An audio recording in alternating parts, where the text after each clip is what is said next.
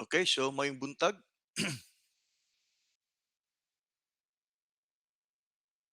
May buntag, sir. May buntag. Kumusta man? Kaya gyapon, sir. Happy Oo. Teacher's Day, sir. Oy, salamat din no. Teacher's Day man day kagahapon, yeah. Oo. So, good morning no. So, before we officially start, let us start today with a prayer. Let us put ourselves in the holy presence of God. In the name of the Father, of the Son, of the Holy Spirit. Amen. Heavenly Father, we thank you, Lord, for gathering us this morning. Guide us, Lord, as we will have a new topic for our electrotechnology number one. Guide us, Lord, enlighten us, and strengthen us. This we ask in Jesus' name we pray. Amen. In the name of the Father, of the Son, of the Holy Spirit. Amen.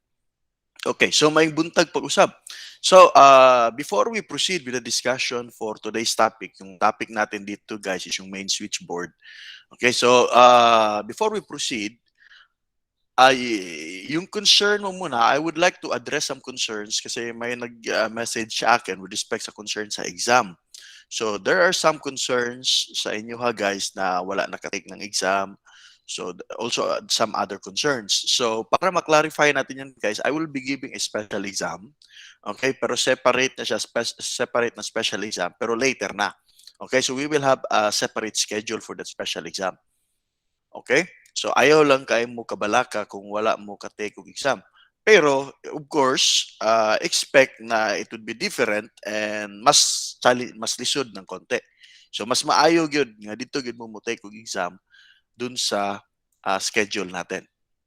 Okay? So okay, so we will start we will have the question and answer na lang siguro later on. So I will discuss first the topic that we are going to cover this morning. And then later on sa question and answer na lang para later na. Kasi some of you guys, okay, based from our previous discussion and the previous discussion of the other sections, so lisod kaayo kung mag-recording ta. For example, you were not able to attend a special a meeting. So lisod kaayo nga mura kag magtan-aw og recording nga 1 hour, di ba? 1 hour kapin.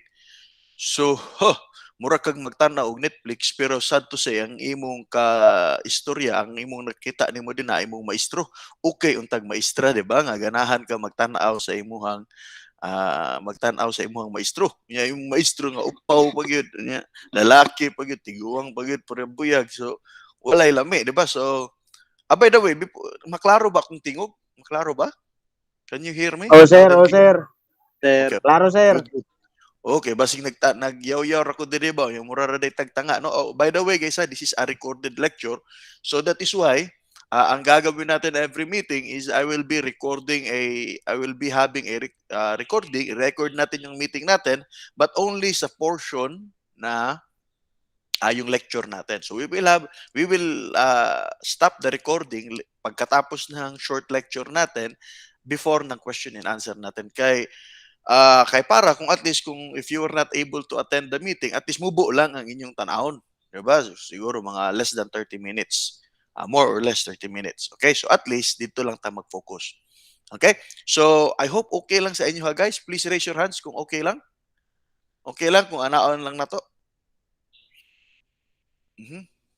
So para mapod ni sa inyong kaayuhan, no? So kitaan ba ninyo ang raise your hand? So yung mga participations natin, raise your hands lang ta. And then later on, I will be having some question and answer pag matapos na yung discussion natin. Okay? So let's proceed. So yung topic natin dito guys is yung main switchboard. If you remember yung discussion natin sa electrical distribution natin, we use the engine room simulator or yung ERS natin, yung Kongsberg Engine Room Simulator. So nakita natin during the discussion of our ship's electrical distribution. So nakita natin doon na meron siyang anong tawag 'yon? Meron siyang diesel generator. Okay? So diesel generator. And then, yung sa diesel generator natin, magsusupply siya, di ba, makita natin, papunta dun sa bus bar, yung discussion ng bus bar natin, previous discussion of our bus bar, may lecture tayo niyan. So, bus bar natin dyan, papasok siya, and then to be distributed dun sa tinatawag nating main switchboard. Basically, guys, yung main switchboard sa ERS natin, okay, yung main switchboard sa ERS natin, parang ganito lang yung itsura natin dyan.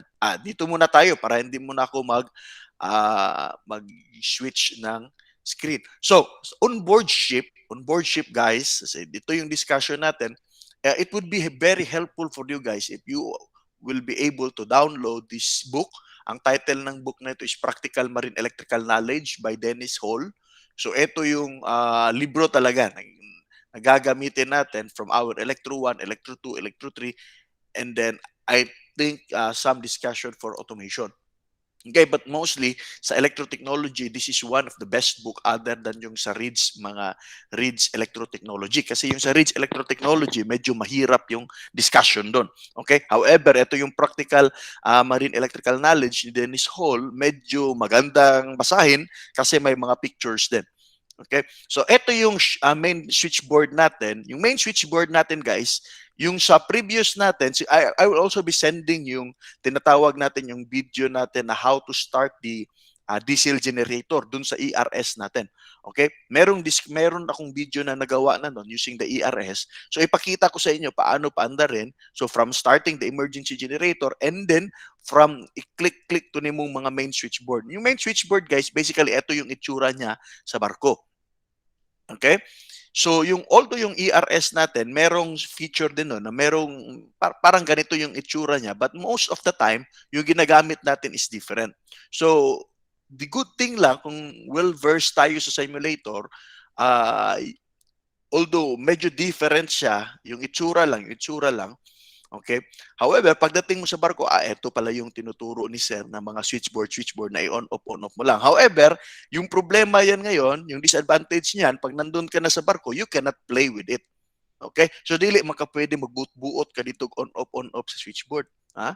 So, makasabaan kang chief engineer na. Whereas, dun sa simulator natin, we can simulate, turn on and turn off a certain switch. So, for example, yung mga sa engine room na light panel. So, pag i-off to nimo, mapalong tong sa engine room or sa deck panel, di ba? So, imo tong i-off. So, makita nato na on off sa atong switchboard. So, basically, yung sa Kongsberg natin, yung common doon, meron tayong main switchboard at meron din tayong emergency switchboard.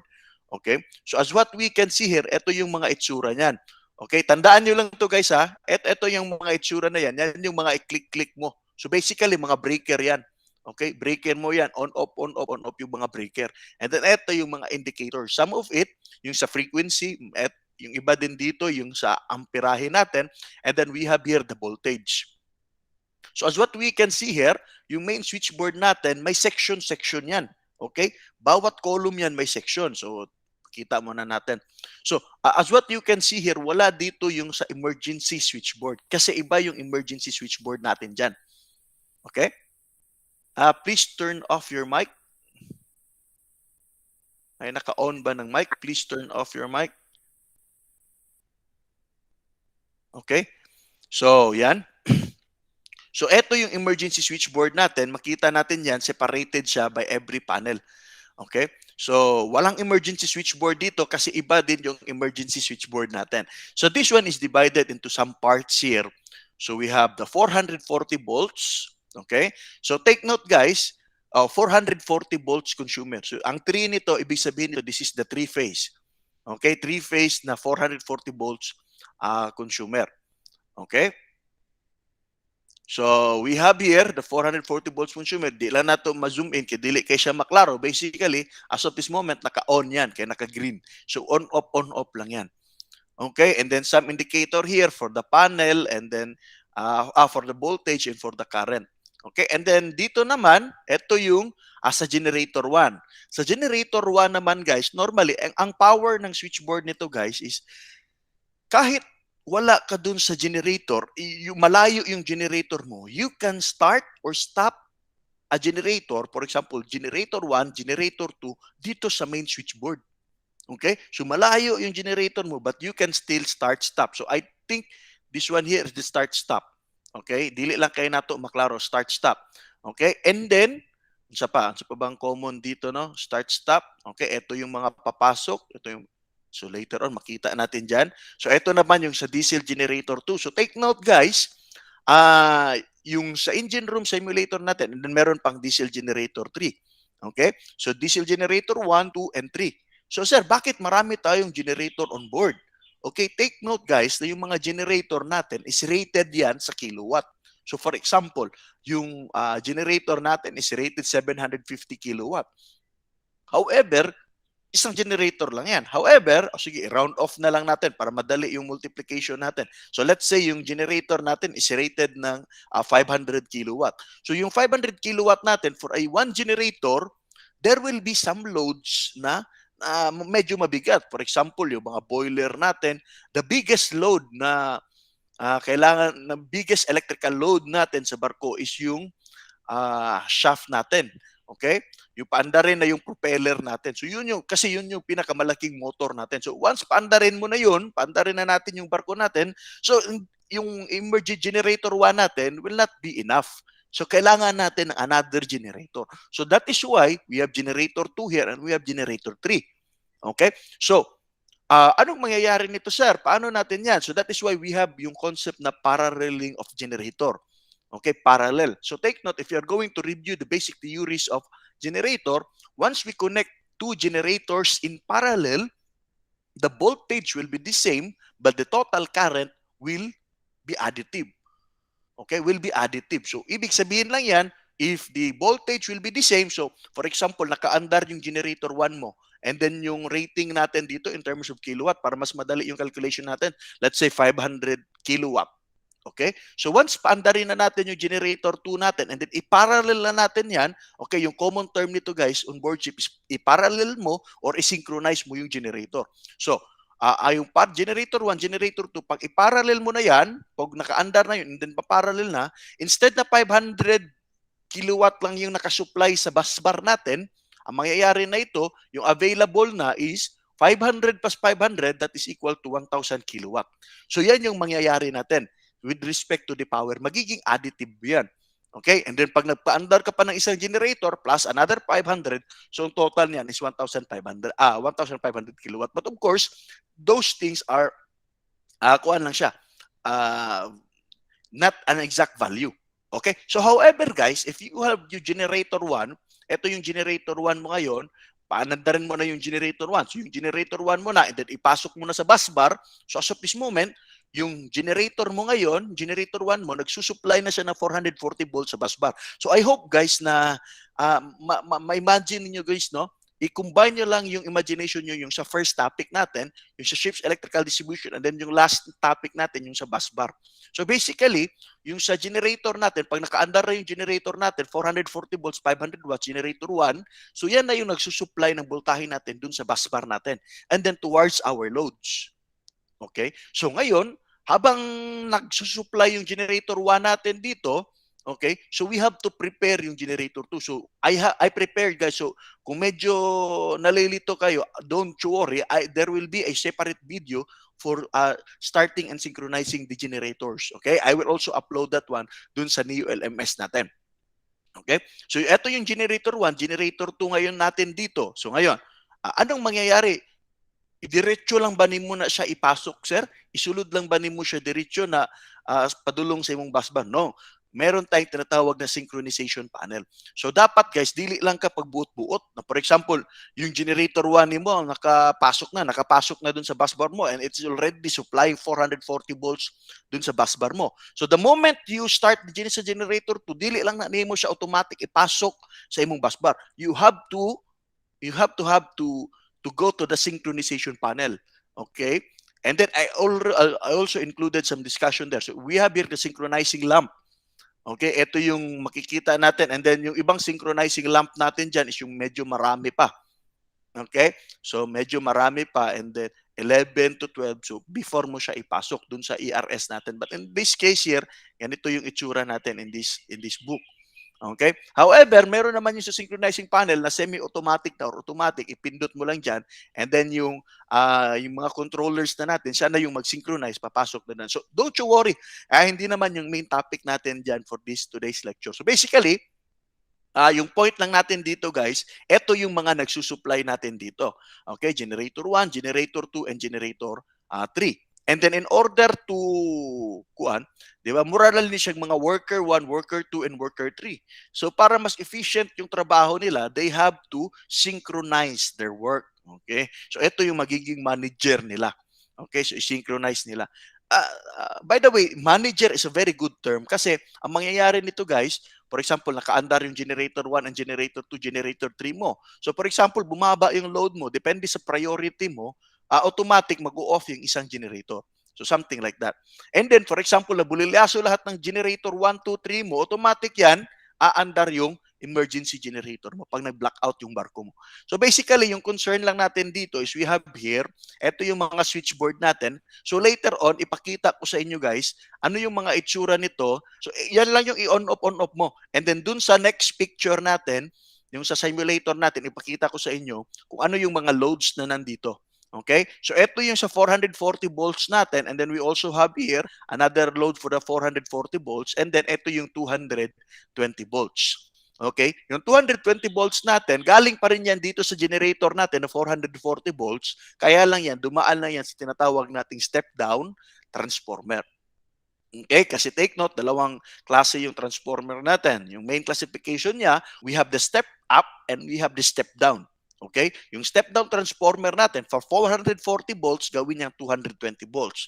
But there are some cases, for example, yung sa mga bow thruster natin, yung mga loads natin na kailangan ng mga malalaking amperahe or voltahe, so kailangan natin i-convert yung 440 volts natin to tinatawag natin yung high voltage. Okay, yung high voltage natin guys, yung technical definition ng high voltage natin is yung voltage natin which are above 1,000 volts. So yun yung technical definition natin dyan. Okay? So i-browse lang natin yung libro ni Dennis Hall. Sige. So we have here. So basahin nyo lang to guys. Okay, so HV, that is high voltage. Okay, so interlock fuse. So, eto yung guys, magandang basahin natin dito. We have to take note this red part here. Ito yung mga caution niya na ginawa niya. Okay, so main generator supply. So, ito yung taken care when opening the switchboard. Live parts are exposed. Okay, take note guys ha. When you will be opening, of course, kung kadete mo, dili man mo magbuot-buot po og open sa inyong switchboard, make sure na you have some supervision. Kay sus, pataka kag buot-buotan ha. Okay? So take care when opening the doors sa switchboard, live parts are exposed. So that is why, dun sa high voltage training natin nyo, so high voltage training natin, depende yan, kung kukunin nyo yan, meron tayong mga live detector. Okay? So mga switchboard natin. Lalo na yung mga tinatawag nating yung mga air circuit breaker, mga isolation of air circuit breaker. So although separate siya dun sa mga switchboard. Okay? So the ship's electrical diagram will include drawings of the front, perhaps the rear and the main switchboards showing the equipment fitted. Okay? So yan na yan. So ngayon, teka muna. Okay. So basahin nyo lang to guys, and then nandito naman yan sa recording. So kahit wala kayong libro, so you can read this portion here. So basically, yan yung mga important things na makikita natin. Okay? So yan. So ipakita ko ngayon sa inyo yung similar, ganito pa rin, pero yung sa engine room simulator na natin na itsura. Ano ba yung itsura yung sinasabi mo, sir? Okay, basig nakita na namo na, tapos dili lang namo ma-visualize. So ipakita ko ngayon sa inyo. Ito yung okay, so ito yung sa switchboard natin. Ayan, pakita ko.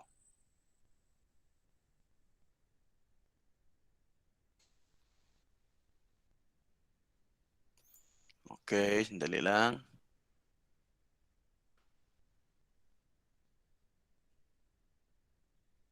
Oo, screen capture lang to guys kasi as of the moment, there's some problem with my laptop.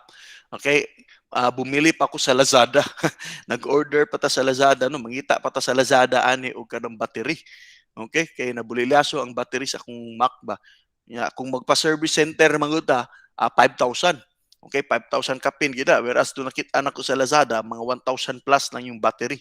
Okay, and then gwapo naman po ang reviews. Ako na lang mag-ilis-ilis. That's the good thing guys. Pag meron tayong konting kaalaman with respect to our electrical knowledge, basic electrical knowledge, dali ra kay na. Okay? So, yan. So, ito yung screenshot natin, screenshot of our ito yun, di ba? Ito yun, dito papasok. This line here, kung makita nyo to, 70 and 71, 70 and 71 corresponds to diesel generator 1 and diesel generator 2. So basically, itong yellow line na nakikita nyo dito, ito yung representation of our bus bar. Okay? Ito yung bus bar natin, and then yung bus bar natin, di ba sabi ko kanina, may section doon, yung pinakaunang panel doon, nandun yung 440 volts. Okay? So basically, ito yan. So after nito, ito yung switchboard natin, ito yung mga 440 volts. So the good thing about this one here, kung anong nakasulat dito, basically same lang yan dun sa, yung load natin sa ERS, sa engine room simulator natin dyan sa eskwelahan, so basically the same lang yan dun sa makikita natin dun sa barko. So similar lang yan. Very high similar rate. So ito yung mga 440 volts. Okay, so you have the steering gear, the fire station, 440 volts lahat nagsusupply nito. Sir, paano mo nalaman na 440 volts? Very simple. So ito yung 440 volts, nakita mo dyan. Okay, and then dito papasok, ito yung tatlong wires na yan, nakita mo tatlong yellow. So ibig sabihin, this indicates na ito papasok yan sa switchboard. Ito yung switchboard. Yung nakita nyo sa baba, yung nakita ko sa inyo, natandaan nyo yung mga naka-green, ito yan. So basically, dito sa simulator natin, pindot-pindot lang tayo, tik-tik-tik. However, dun sa barko natin, or there are some parts dun sa engine room simulator natin, parang ganon-ganon siya. Murag circuit breaker lang. So tik-tik-tik, ito yung mga 440 volts natin. Okay, and then, so from 440 volts, dito papasok yung emergency switchboard. I already discussed this one previously. Okay, and then, di ba, may, ito pa rin yung isa. Okay, 440 volts din to. Ito, dito, papasok dito. So, ito lahat is 440 volts. Okay, 440 volts. Di ba may section doon na 220 volts na consumer? So, yung 220 volts yun, dito yon galing sa main transformer. Okay, pag na-on mo na yung main transformer, dito papasok yan. And then this symbol here represents the transformer. So i-click mo lang yung in mo, papasok yung transformer mo, and then ito na yung mga 220 volts. Okay? 220 volts na mga consumers. So, light panel, di ba? Alam naman natin, kahit dun sa mga bahay natin, yung mga ilaw natin dyan sa taas, 220 volts yung rating natin yan. So, hindi pwede na 440 volts. Kaya kailangan dumaan dyan sa transformer. Okay? So, ito yung symbol natin for our transformer. So, dito papasok from our 440, ito 440 volts pa to. And then we have the main transformer here. Papasok dito, papasok. So, ibig sabihin dito, 220 volts na yan. Ano yung mga example loads? Light panel. Okay, light panel sa bridge, light panel sa engine room, sa deck, accommodation, so on and so forth. So basically, most of these things here are mga controller. Okay, miscellaneous controller panel 1, and then some of these are yung mga light panels. Okay, so madali lang kung lalabas sa quiz at saka sa exam, pag mga light panels yan tapos mga minor panels, something like that. So naana sila nakabutang sa itong 220 volts. So make sure that you are familiar with some of these loads here. Okay? And then ipakita ko sa inyo yung sa gitna. Okay, yung sa gitna natin, yung sa diesel generator 1 natin at saka diesel generator 2. Okay, so yung itsura natin, yung itsura noon dun sa ERS natin. It's a good thing na alam natin dyan kasi later on, first year kayo, so pag graduate nyo, pag completed academic requirement nyo for 3 years, so at least, wala na, kabisado nyo na masyado yung engine room simulator. Okay? And then if you really want to explore, guys, mga engineer, mga magaling naman tayo maghanap ng paraan, if you really want to explore, tapos may laptop ka, and then familiar ka sa mga torrent, you can download this engine room simulator and then install it sa imong laptop. Okay? Kaya para at least kahit nasa barko ka and then dito, wala ba yung ERS dito, so at least pwede ka mag-explore sa imong ERS, sa imong engine room simulator sa imong laptop and then tanaw ka dito sa actual, mauday ni DI. So something, you can do that. Okay? So mama na among ginabuhat po guys. Although technically, it is unethical na we are going to use that one, but if you are doing this one for educational purposes, I think we can find some justification there. Mura lang na siya nagpapotocopy ka og libro. As long as wala ani mo gibaligya. Kung imo nang gibaligya ana dako na tag problema. So ito yung tinatawag natin sa switchboard. Okay? Ito yung mga makikita nating mga meter doon. So you have the frequency meter, dito mo makikita yung ilang frequency na ba. So 60 Hz, And then yung voltage, yung meron kang RST. So pag pindot mo sa RS, ano yung voltage natin dun sa RS? So papalo yan, 220 volts, 440 volts. Kasi main switchboard pa man yan, wala man na sa transformer. So 440 volts, papalo yan. Okay, so ito yon. So basically, ito yung itsura niyan. If you're going to click the synchroscope, kasi walang synchroscope, wala kang makikita na synchroscope. So pag i-click mo yan dyan, okay, so pag i-click mo yan, may lalabas sa synchroscope. Basically, tingnan nyo lang to guys. I will also be uploading this video here dun sa new LMS natin. Okay, so this one, ito yung title, How to Prepare, Start, and Synchronize the Diesel Generator Filipino version. So I created that particular video para mas madali nating maintindihan. And then I, of course, included some theoretical explanation of why we have to connect this one in parallel, bakit hindi series. Okay, so merong short introduction doon. Okay, so ito yung discussion natin for switchboard. So if you have some questions or clarification, we will discuss after this recording. Okay, and then kung may question ka pa, we can discuss that one sa next lecture. Okay, so we are now going to stop the recording.